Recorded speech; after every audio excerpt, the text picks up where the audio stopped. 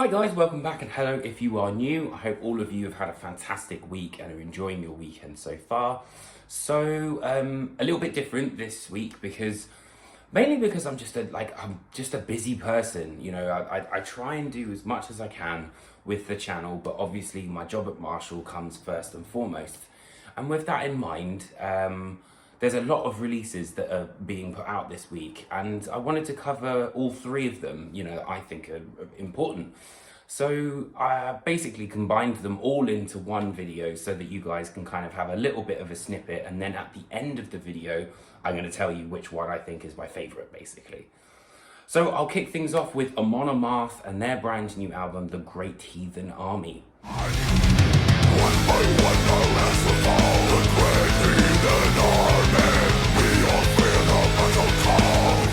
So Amon Amarth returned this week with their 12th album under the name of The Great Heathen Army.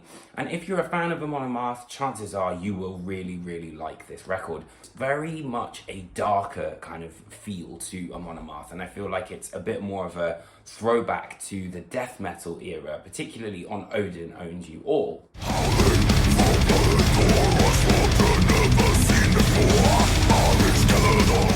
Don't get me wrong though, there are some great moments, like the song Hadron, which is about a goat that kind of gives this divine need, and Skargul Rides With Me as well. And I have to say, there's a cool little nod to Saxon in Saxons and Vikings, which is basically Johan Hegg and Biff Byford sort of like facing off, you know, to mirror the Saxons and the Vikings.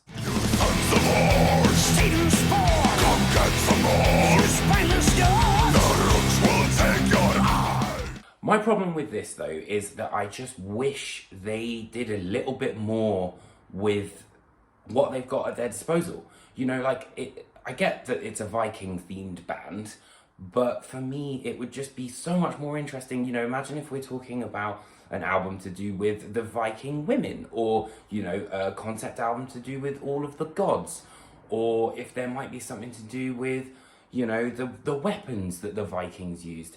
I feel like it's always, you know, we ride into battle with Odin on our side and all this business, and I'm kind of like, okay, cool. And the thing is with this record is that I get it, you know, they're moving into arenas, they're getting much bigger, so they have to write material for that, but it just felt a little bit tiresome, and that's the only thing I can really add to it. There are definitely, you know, tropes of Amon Amarth that if you love this band, you will more than likely really enjoy this album. But for me, I was just a bit, I don't know, I just wanted a little bit more from it. And I think that Andy Sneap really did kind of knock the production out of the park on here. It sounds really good, sounds nice and crisp. Overall, it's an Amon Amarth album. If you're a fan, you'll more than likely like it, but this is very much tipping the scales for me, and I don't know if I'm going to be as invested in this next album.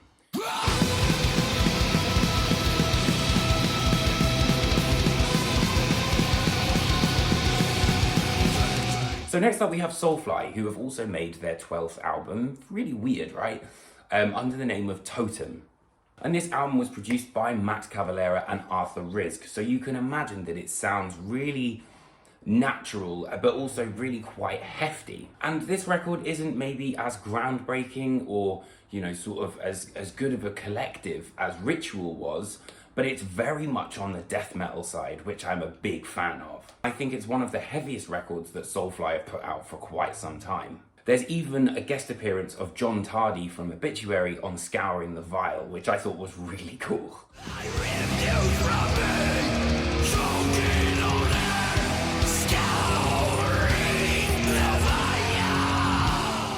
And Simple But Effective is kind of the name of the game here. We've got Rot in Pain and the title track of Totem, which I think are two of the big highlights of this record. And it's very much, you know, Max Cavalera doing what Max Cavalera does best. And there's great riffing here, but overall the feel of it just feels a lot more feral, a lot more sort of pissed off, and very death metal.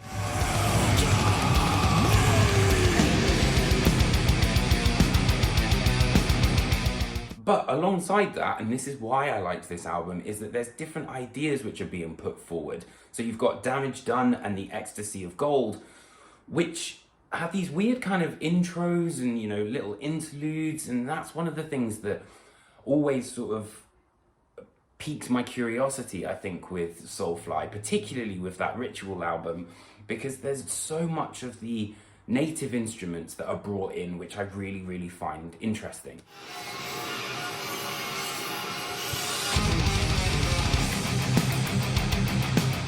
The end of the album, though, which has Soulfly 12, which is a nice little interlude, goes into Spirit Animal, which, as much as the track is good, I think it's about 9 minutes long, and it didn't necessarily need to be that long, I didn't think. And I like the creativity behind it, which is, I think, one of the big sort of selling points of Totem, is that it's really, really heavy, but it's also really creative as well.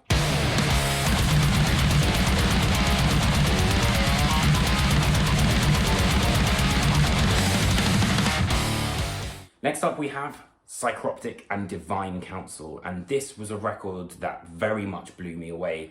But this is the 8th album in the band's discography, and really, really tightens up everything they've done. It's typical Psycroptic here, with furious playing underpinned by that amazing groove that only they can put together.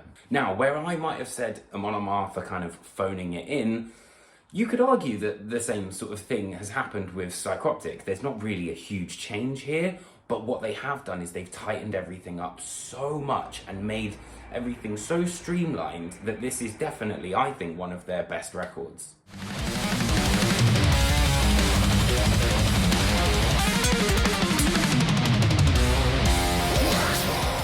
I would also argue that this is probably one of their most technical albums in quite a long time. You know, obviously the earlier stuff was even more technical, but the fact that they've got this sort of like tightrope between that sort of crazy technicality and groove, I really, really like, and that's, for me, what the signature Psycroptic sound is all about. And there are different things that are happening here. You know, there's sections of Enslavement which has horns and trumpets, and things go a little bit more orchestral.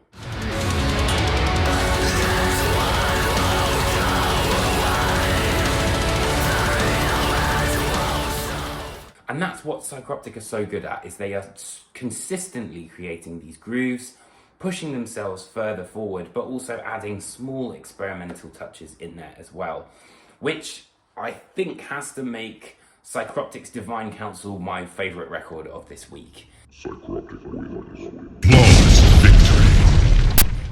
It was a real toss-up, and I'm not gonna lie, even during this video I've kind of changed my mind multiple times, but between Soulfly and Psycroptic, but I think it just has that edge over it, and I've been listening to it a hell of a lot. I'm also thinking of making this kind of segment a regular, so instead of doing, you know, the one review a week, I would do something like this where I kind of highlight multiple bands, multiple releases, and then pick a favorite afterwards. I'd really like to know what you guys think of this idea. I think it would be really great because I can, you know, sort of shine a light on multiple different bands, and then have a favorite at the end. So let me know what you guys think in the comments below. I hope you guys enjoyed this video and that you enjoy some of these brand new albums. Other than that, I will see you next week for another video. Take care, my friends.